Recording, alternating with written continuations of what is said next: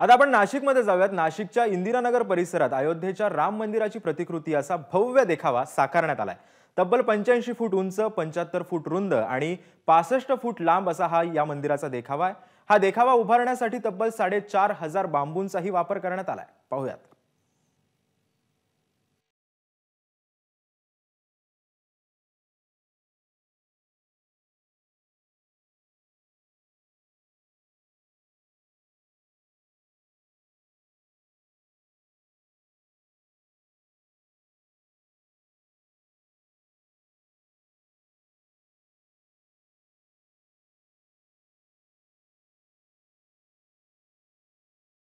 नाशिकच्या इंदिरानगर परिसरामध्ये अयोध्या नगरी ही अवतरली आहे। जे राम मंदिर अयोध्येमध्ये साकारलं जात आहे त्याची हुबेहूब प्रतिकृती जी आहेत ती ते साकारण्यात आली आहेत। 80 बाय 75 बाय 60 फूट एवढं खरं तर हे मंदिर आहेत। आणि आपण समोर जर बघितलं तर या मंदिराला करण्यात आलेली विद्युत रोषणाई असेल किंवा याचं पूर्ण आर्किटेक्ट असेल, हे सगळं बघून इथे येणारे जे भक्त आहेत ते देखील प्रसन्न होत आहेत।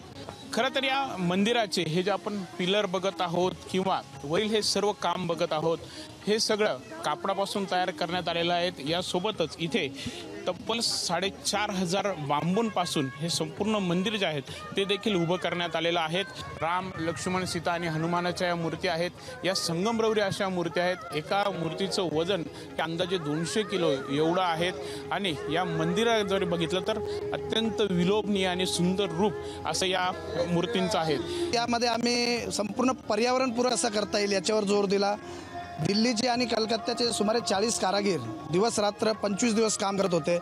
अयोध्येचं राम मंदिर नक्की कसं असणार आहे, या रामाचं तुम्हाला जर दर्शन घ्यायचं असेल, हे संपूर्ण मंदिर ही प्रतिकृती जर बघायची असेल तर या नाशिकच्या इंदिरानगर परिसरातील मंदिराला, या प्रतिकृतीला नक्कीच भेट द्या। कॅमेरामन मयूर बारगजेसह प्रांजल कुलकर्णी, एबीपी माझा, नाशिक। एबीपी माझा, उघडा डोळे बघा नीट।